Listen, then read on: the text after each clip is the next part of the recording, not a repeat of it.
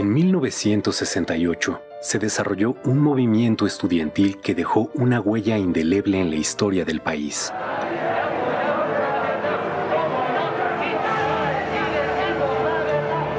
Lo que comenzó como una protesta juvenil contra los abusos de la policía capitalina se convirtió en la rebelión de una generación contra el autoritarismo del régimen.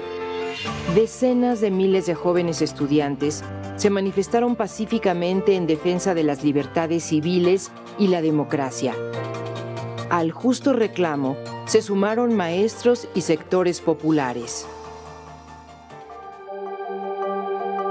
El gobierno de Gustavo Díaz Ordaz vio en el desafío estudiantil una conjura comunista y ordenó la represión que culminó con la matanza del 2 de octubre de 1968 en Tlatelolco.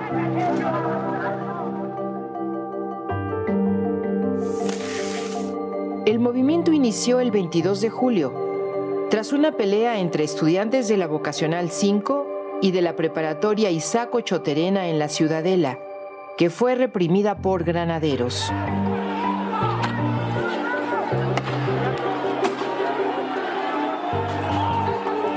El 26 de julio, dos manifestaciones en el centro de la Ciudad de México, una de protesta contra la represión y otra conmemorando la Revolución Cubana, también fueron reprimidas por la policía.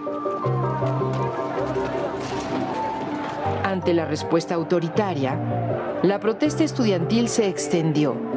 Escuelas de la UNAM y del Politécnico se declararon en paro. Después lo harían escuelas privadas y universidades de varios estados.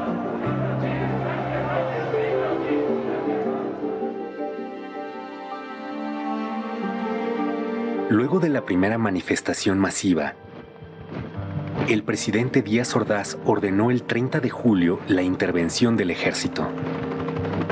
De un bazucazo, soldados destruyeron la puerta histórica de la Preparatoria 1 y tomaron violentamente el edificio, deteniendo a decenas de estudiantes y maestros.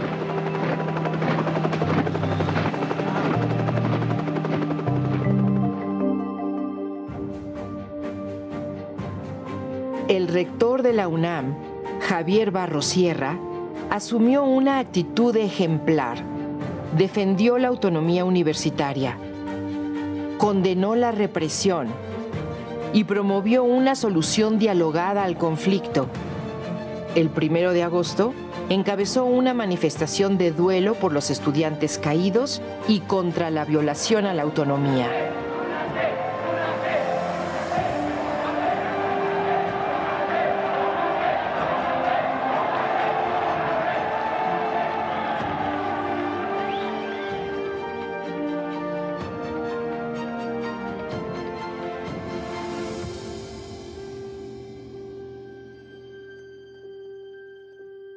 En los primeros días de agosto, los estudiantes formaron el Consejo Nacional de Huelga, con representantes de escuelas de la UNAM y el IPN.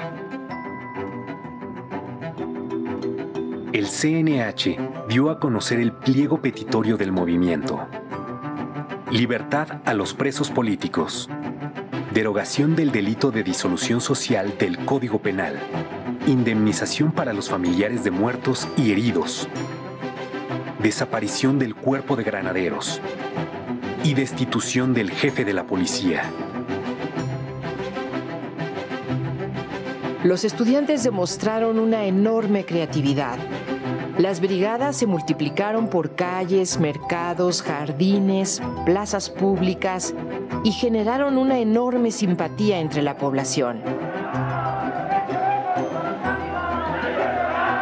Fue el primer movimiento social en el que participaron miles de mujeres que rompieron los estereotipos de la sociedad tradicional y fueron protagonistas de una lucha por un país más libre.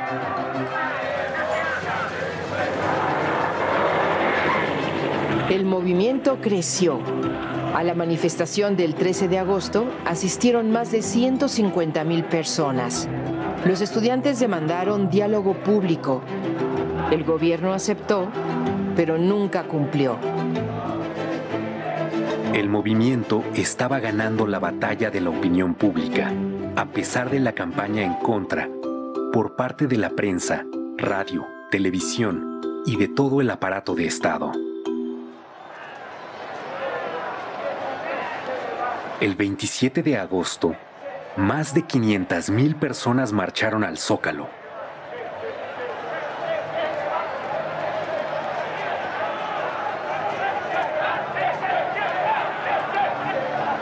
El 1 de septiembre, con el aval del Congreso, el presidente Díaz Ordaz anunció que tomaría medidas para imponer el orden.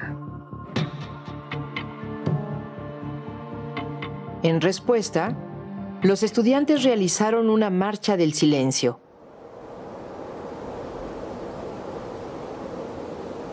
El 13 de septiembre, más de 250,000 personas marcharon bajo un silencio imponente. Ejemplar.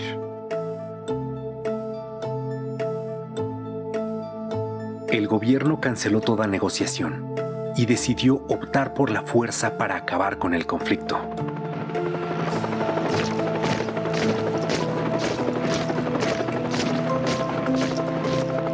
El 18 de septiembre, el ejército ocupó la ciudad universitaria. 500 estudiantes fueron detenidos.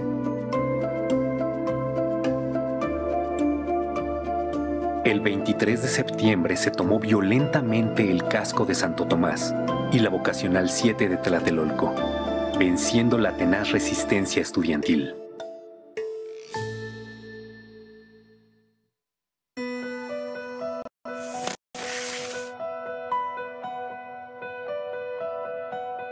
A 10 días de la inauguración de las Olimpiadas en México, el 2 de octubre, miles de personas asistieron a un mitin pacífico en la Plaza de las Tres Culturas en Tlatelolco. Por la mañana, representantes estudiantiles se reunieron con una comisión del gobierno. Se esperaba el inicio de una solución negociada.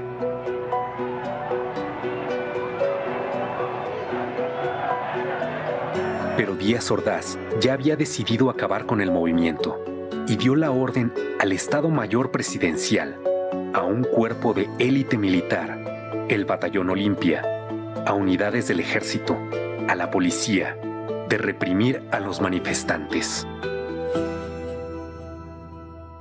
Desde horas antes, francotiradores oficiales se apostaron en los edificios que rodeaban la plaza. Poco después de las 6 de la tarde, un helicóptero lanzó 2 bengalas. Fue la señal para que las tropas avanzaran sobre la plaza a bayoneta calada. Los miembros del Batallón Olimpia aparecieron en el edificio Chihuahua, donde estaba la tribuna y se encontraban los dirigentes del movimiento.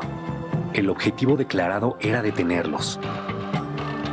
Sin embargo, otro grupo del Batallón Olimpia disparó desde las alturas contra sus propios compañeros, contra los militares y civiles que ocupaban la plaza.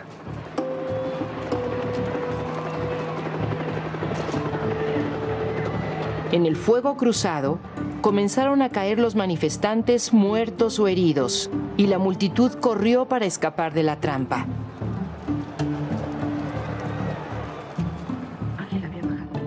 Fue una sangrienta masacre en la que murieron estudiantes y población civil, incluidos niños que asistieron al mitin.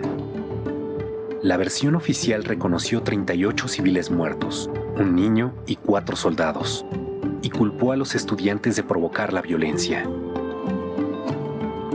El periódico inglés The Guardian realizó una investigación y publicó que 325 personas fueron asesinadas ese día. Los heridos se contaron por centenares y por miles los detenidos, muchos de ellos torturados. Los líderes del Consejo Nacional de Huelga fueron recluidos en la cárcel de Lecumberri y el Poder Judicial los juzgó como terroristas. El 2 de octubre se cometió un crimen de Estado contra los estudiantes y el presidente Gustavo Díaz Ordaz asumió toda la responsabilidad. Asumo íntegramente la responsabilidad personal ética, social, jurídica, política e histórica por las decisiones del gobierno en relación con los sucesos del año pasado.